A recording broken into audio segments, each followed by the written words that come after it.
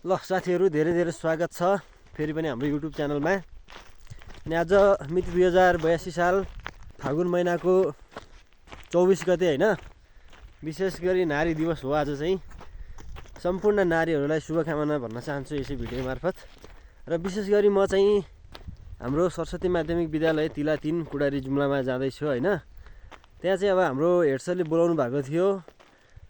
त्यहाँ चाहिँ नारी दिवस हाम्रो स्कुलमा विद्यालयमा मनाउने हो रे। अनि त्यसपछि त्यहाँ चाहिँ अब साउन्ड सिस्टमहरु मिलाइदिनु पर्यो, माइक स्ट्यान्डहरु मिलाइदिनु पर्यो, अनि त्यसपछि आउनु पर्यो भन्नुभएको थियो। त्यही भएर चाहिँ म जान लाग्यो। हेर्न सक्नुहुन्छ साथीहरु भिडियो अन्तिमसम्म नारी दिवस कसरी मनाइदो रहेछ जुम्लाको। अनि त्यो तपाईहरुलाई देखाउने नै छु। अनि भिडियो अन्तिमसम्म हेरिदिनु होला है त। धन्यवाद।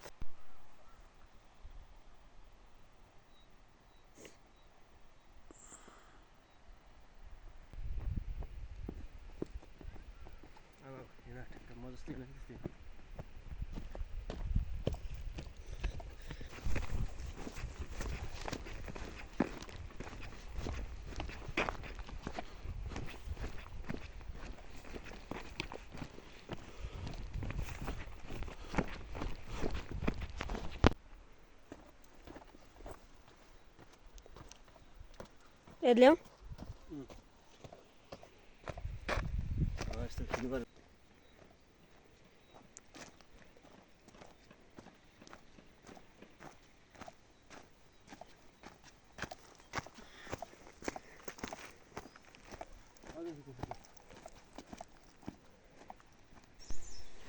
साथीहरु हेर्न सक्नुहुन्छ अब चाहिँ बसन्त ऋतु लाग्दैछ। त्यही भएर जताततै अलिअलि हरियो हरियो हुँदैछ हैन। जुम्लाको सन्दर्भमा यस्तै हो साथीहरु। अब फुलहरु फुल्ने, हरियाली हुने, कोपिलाहरु लाग्ने। फाइनली साथीहरु स्कुलमा पनि पुग्यो हैन। हाम्रो स्कुल यही हो, सरस्वती माध्यमिक विद्यालय।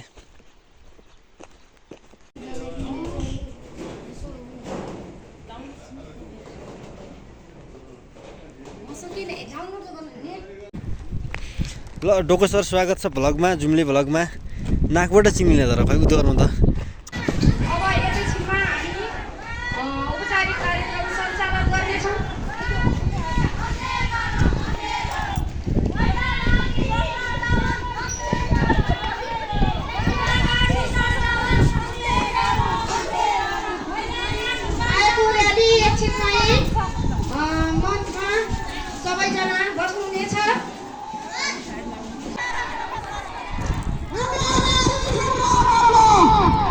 नारी दिवसको शुभकामना।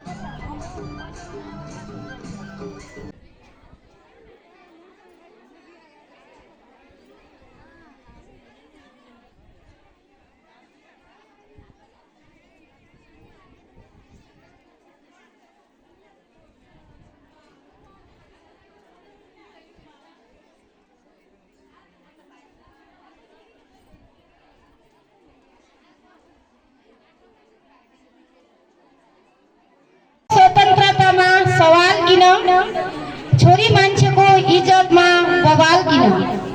छोरी मान्छेको स्वतन्त्रतामा सवाल किन, छोरी मान्छेको इज्जतमा बवाल किन। तिम्रो छोरीको इज्जत छोराको छैन र।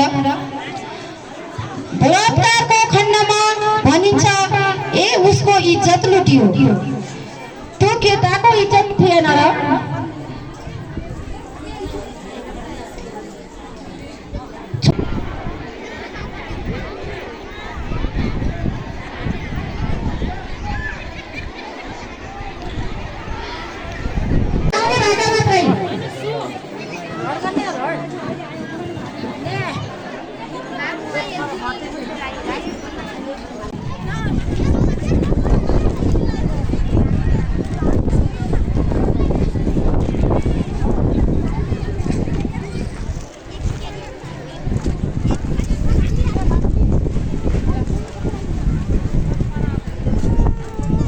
लागि आउनुहुने आदरणीय प्रमुख अतिथि, विशेष अतिथि लगायतका सम्पूर्ण देशका अतिथिगणहरू र यस अन्तर्राष्ट्रिय नारी दिवसलाई भव्य रूपले मनाउनका निम्ति 1 देखि 9 नम्बर वडासम्म पाल्नुहुने सम्पूर्ण आमा बुवाहरू नमस्कार।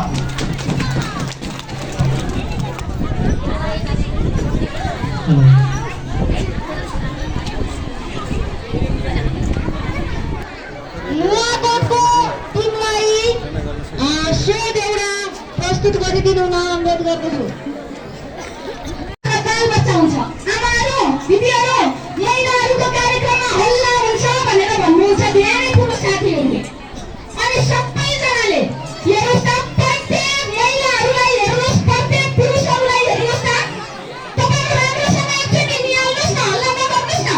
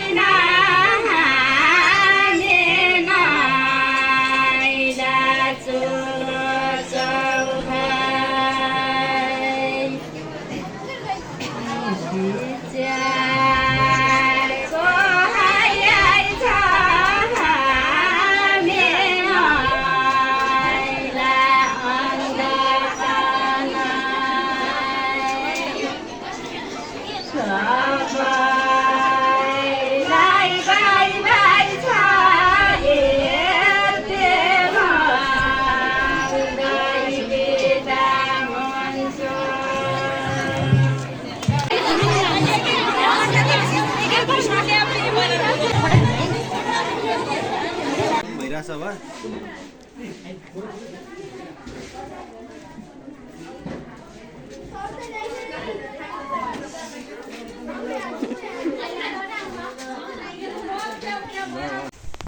सो गाइज, आजको चाहिँ नारी दिवस सफलतापूर्ण एकदमै सफल भएको छ भव्य रूपमा भनौँ होइन। एकदमै कार्यक्रम सुसम्पन्न भयो राम्रोसँग।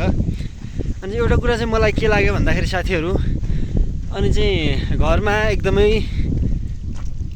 बोझमा बसेको आमा दिदीबहिनीहरू आउनुभयो, रमाइलो गर्नुभयो। अनि त्यसपछि उहाँहरूले चाहिँ एकदमै खुलेर आनन्द गर्नुभयो। विगतमा जे जति दुःख पीडाहरू आज गीतहरू गाएर बिर्सेर जानुभयो। एकदमै खुसी लाग्यो। आइमाईहरू एकदमै घरमा कुनै मान्छेहरू त सबैले त भन्न मिल्दैन, कुनैहरूलाई एकदमै चाहिँ के त स्वतन्त्र हुन्छ, कसैले चाहिँ एकदमै अब चाहिँ दबाएर राखेको हुन्छन् भनौँ न। र एक दिनको फुर्सदमा चाहिँ उहाँहरू चाहिँ एकदमै खुलेर देख्न पाउँदा मलाई पनि एकदमै खुसी लाग्यो साथीहरू। अनि आजको नारी दिवस एकदमै सफलतापूर्वक सम्पन्न भएको घोषणा गर्दछौँ। सो गाइस, आउने दिनहरूमा अरू नयाँ भिडियोहरू ल्याउने नै छु। त्यति बेलासम्मको लागि हाम्रो युट्युब च्यानललाई सब्सक्राइब गरिदिनु होला। त्यति बेलासम्मको लागि